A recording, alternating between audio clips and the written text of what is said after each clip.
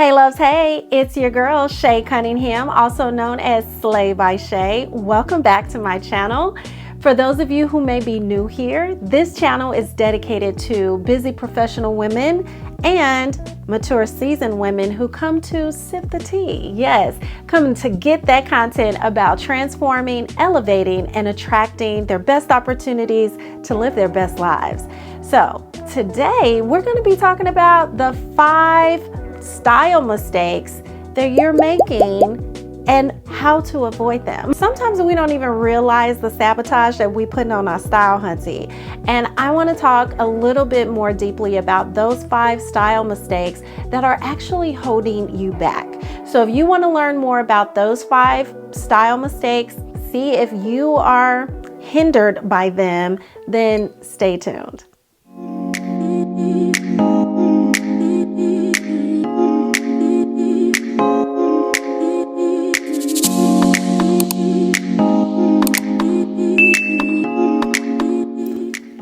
Okay, sis, so first off, I want to remind you that this is a growing, striving, and thriving community. So I want you to take just a moment to subscribe, like right now. Subscribe. If you have not subscribed, go ahead and subscribe right now, okay? Now, I want to get into some of these 5 mistakes that may be holding you back as it relates to your style and your flair and how you show up every day. The first one is wearing ill-fitting clothes. Yes, wearing ill-fitting clothes says so much about us. You know, I always say that style is your visual voice. So you're saying so much before you even open your mouth. And if your clothes are ill-fitting, 2 things happen. One, your confidence is already depleted, right? You are standing or have stood in the mirror before you even left the house and you're questioning what you're wearing because of how it's fitting or not fitting your frame and your shape. That is already depleting your confidence, which is actually diminishing your psyche, even if you're not conscious to it. And what that does is it enables you or disables you from being your best self when you're out in these streets. So that's the first thing that wearing ill-fitting clothes do. It breaks down your ability to be your best self. The second thing that it does is it says that you don't pay attention to detail and or that you are not in tune with good quality clothes or how to have a great tailored fit. And that's not the kind of message that we want to send. We want to send the message that we're on top of our game, that we're elevated, that we're sophisticated, and that we deserve to be in any room that we decide to be in. And so with that becomes your responsibility to make sure that you're tightened up, right? That you have a great tailored fit to your clothing. And it doesn't mean that every piece in your wardrobe has to be tailored. It just means that you need to understand a lot of things about what a good fit is. And that's what I'm going to say. Knowledge is key.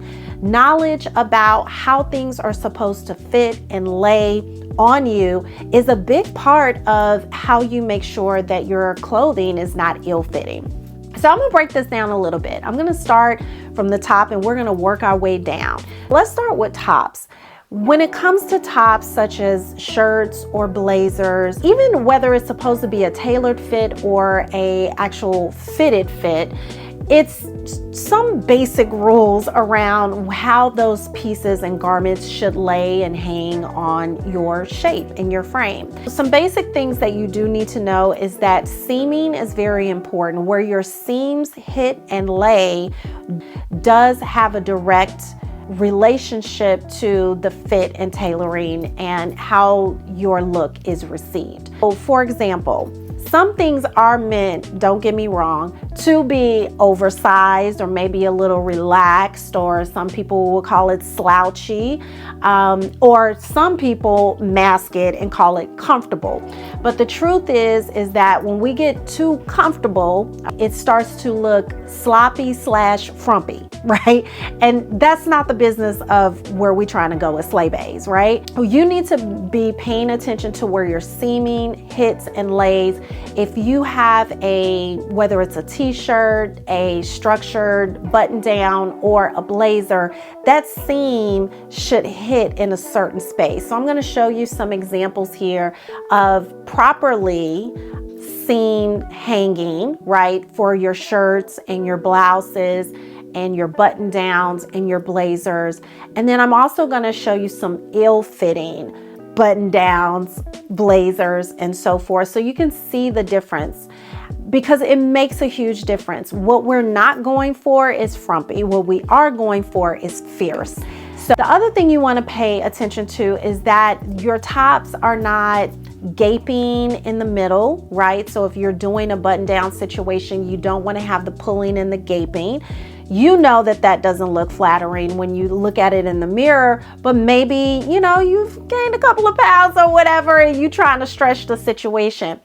Now, some of us, I know there are body shape scenarios that make us feel like we are trapped into certain types of tops or trapped out of certain types of tops.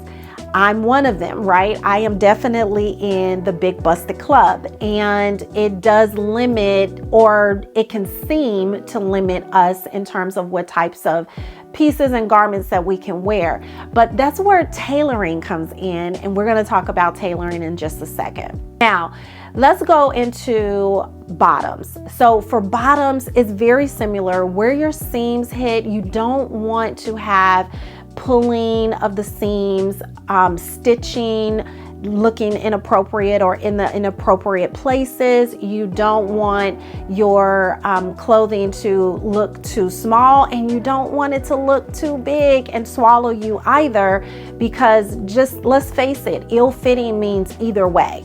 It means wearing things that are probably too small, wearing things that are probably too big, or, and here's the big gotcha, it means that it probably is a piece that is poorly constructed. Okay, a lot of times the first thing that we think about doing is blaming ourselves, blaming our size, blaming our shape, blaming all of the nuances of our natural being. And it's not that, it's just poor quality construction of the actual garment. And so again, remember I said knowledge is key. You need to be looking for things to let you know, hey, you know what, this is a poorly constructed piece or garment. I'm not going to waste my time with this because it's going to be ill-fitting no matter what shape, size, or weight I am. If you have a piece that, for example, has that seaming right around the bust line area, and it's actually constructed for a smaller breast individual. It doesn't mean that your breast is too large in general. It just means that the construction of that particular garment is not a good fit for you. You need to go with a different type of cut and a different type of style. And please don't get me started on properly fitted bras. That's another conversation for another day. These are things that I really want you to be looking for, to be aware of, and to hold the knowledge of, so that you don't beat yourself up about clothes that don't fit well and blame yourself because of your size, your weight, or your body shape. Now, the last thing that I will say about wearing ill-fitting clothes, because this is holding you back for the reasons I already discussed, is tailoring.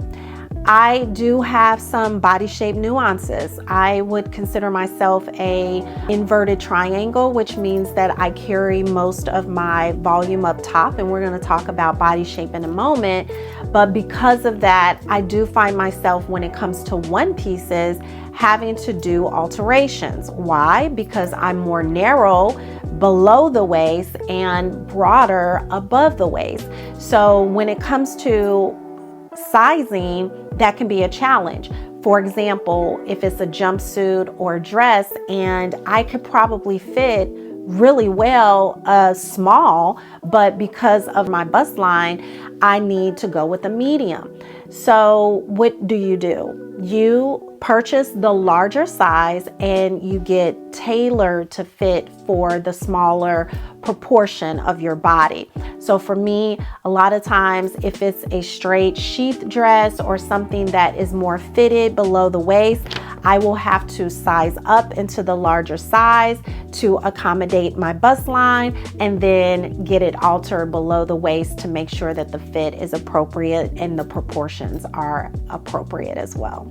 By making these little bitty shifts and having this extra knowledge, you will then be able to overcome the mistake of wearing ill-fitting clothes. Now, that's a great segue into number 2, which is ignoring your body shape and proportions. I'm going to show you a little bit of an example here of an hourglass. An hourglass is just what the eye likes to see naturally. The eye likes to see proportion. It likes to see balance on the top and on the bottom and a cinched waist, just like an hourglass. So in the event where whatever you're wearing and how you're wearing it doesn't look balanced and the proportions are off, then all of a sudden things are off. You are looking in the mirror and you're like, why is this not working? Why does this not look the way I envisioned it? Why does it not look like it did online or on the mannequin or what have you? It is because of proportion and body shape nuances. So let's talk about that. Because the eye likes to see balance and proportion, if your natural body shape carries more weight on the top or the bottom or the middle or all over, then it's your job to trick the eye to actually see balance and proportion. It has nothing to do with you being overweight or underweight or ill weight. It has nothing to do with that. It's just that the eye likes to see balance and proportions. So the way you fix this is if you're already more wide or carry more of your bulk in one area, then you have to draw the eye away from that area and into the area to create a balanced eyesight. So I'll give you an example. For me, because I carry my weight and bulk up top, then it's my job to create balance by drawing the eye downward and minimizing the bulk up top. Now, some of you may say, well, Shay, you have on this printed top, and that is bringing the eye up. It is, but there are ways that even you can trick the eye there. Even in this top that I'm wearing right now, it has a pattern, but you'll notice that the brighter pattern, the brighter color of the pattern is up near the neck. So it's taking the eye away from where the bulk and the volume is and bringing it up to the face and the décolletage, which brings me to why certain body shapes should wear different types of necklines as well as cuts for one pieces, dresses, and bottoms, and so forth. For me, because I carry most of my bulk and volume in the bust line area, I'm either tricking the eye to come upward or lower. So I do play a lot around color blocking, wearing lighter colors on my bottom half, darker colors on my top half, because the darker colors will subdue the image. I also find myself wearing patterns and or fit and flare type of cuts because that creates the illusion of volume at the bottom to balance out the volume and the bulk up top.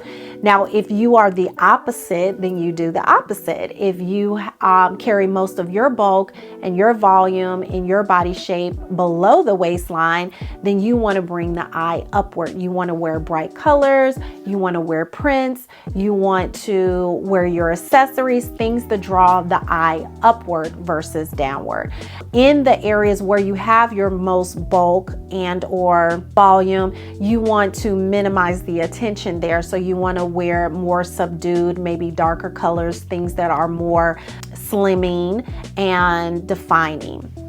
I'd like to turn your attention to all of the different types of body shapes, because it's not always high bulk and volume in one place or the other. Sometimes we carry our weight equally distributed throughout the body, or we may carry our weight in the middle of our torso and in our body. So again, here are just a couple of examples of ways that you can wear things to trick the eye. There's so many amazing things that you can find online. My favorite place is Pinterest, of course.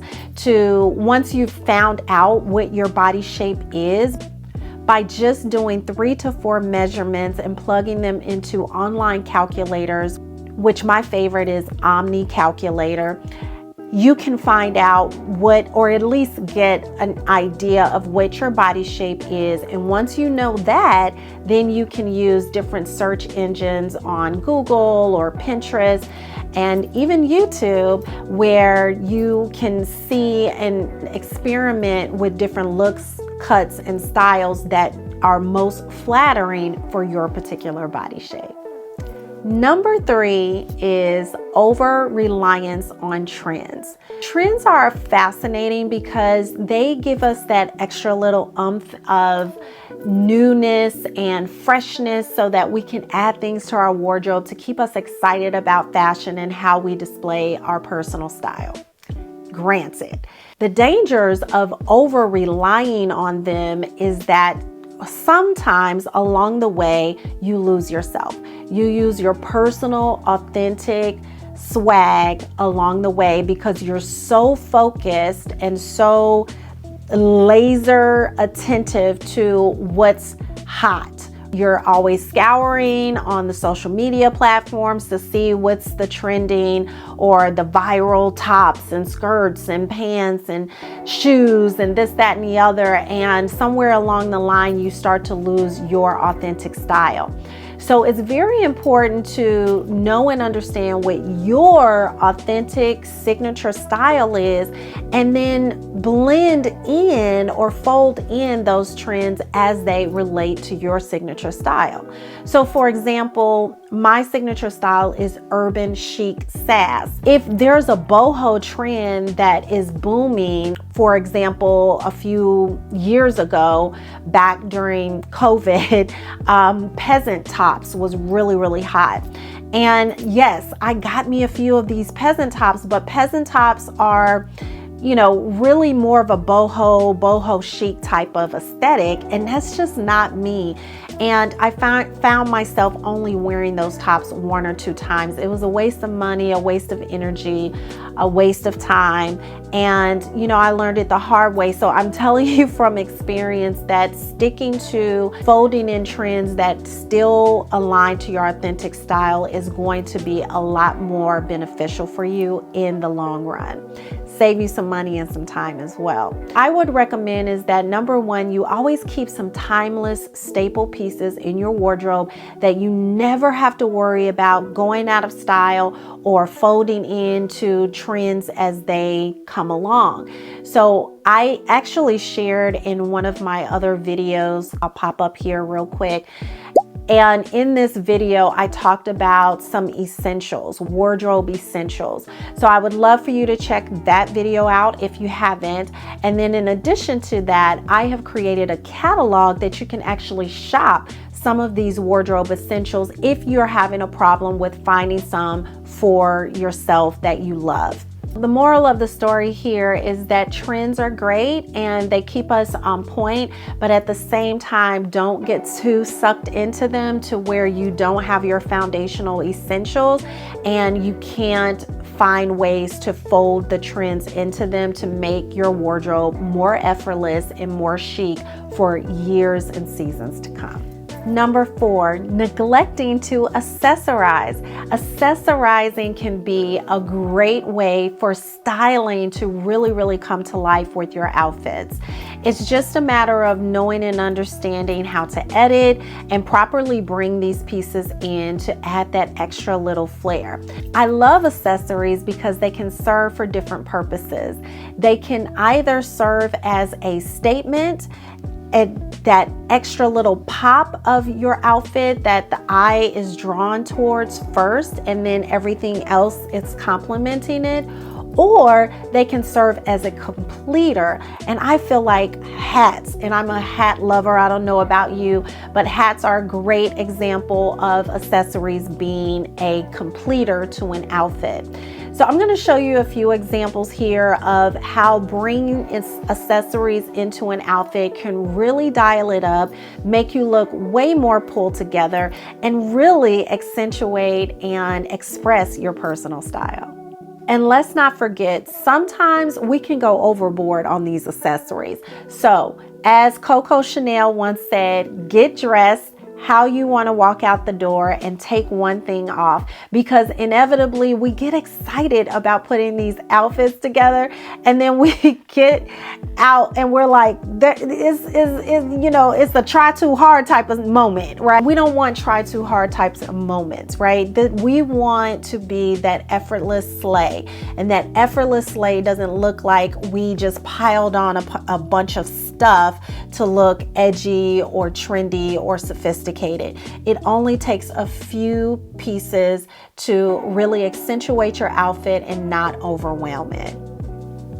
Last but certainly not least, number 5, underestimating the power of color. You don't want this to hold you back, because color is very powerful.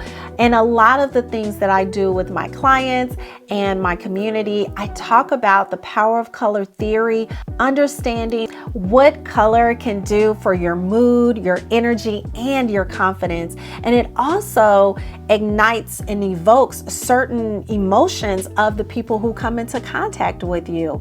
So, one, it's very important to know what colors look the best and are the most flattering on you, because sometimes colors can drain you because your skin tone, your eye color, your hair color, really there has to be a harmonious look, feel, and vibe there.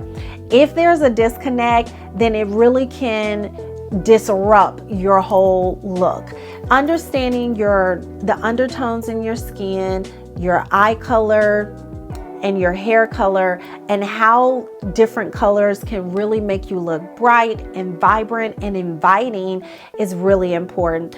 I have a couple of websites that I use just to do some cursory level color theory analysis. And with that analysis, it spits out a really great color wheel, which helps me and my clients understand colors that are the most flattering for them, and also understanding the colors that are not as flattering. You'll see here, I'm going to give you some examples of things, again, that I just found quickly on Pinterest.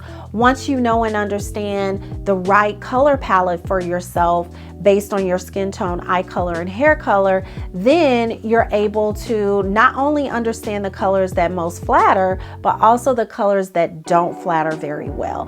That's just as good information as knowing what does work well. And the last thing I would say about color theory and not ignoring color is to make sure that you understand what colors evoke what types of energy. There are different types of energy that are evoked by the color red, yellow, green, blue, purple, that you probably want to know, because depending on the situation, the station of life you're in, or the room that you're in the space that you're going to be taking up, you might want to wear a color that evokes that type of energy and that type of vibe. So I hope that this has been super helpful to you in terms of the 5 things, the 5 style mistakes that may be holding you back. I'd love to know in the comments which one of them, if not all or several of them, have been holding you back. And now, what are you going to implement given the tips that I've shared today? Don't forget, sis, to let me know also in the comments how you're feeling about the content that you're getting from this channel. What else would you like to see and hear and talk more about here in this community? And don't forget to share, subscribe, and hit that notification bell. Until next time, you know it's good. Slay all day. Mwah.